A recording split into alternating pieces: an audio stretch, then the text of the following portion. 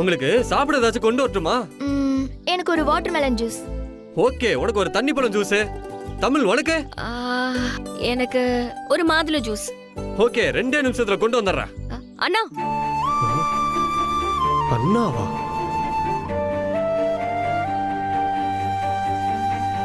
மாதுளை ஜூஸ பிளெயினாவே கொடுங்க. அதுல ஐஸும் போட வேணாம், சுகரும் போட வேண்டாம். சரி தமிழ். அப்புறம் நான் இனிமே உங்களை அண்ணன்னு சொல்லியே கூப்பிடவா?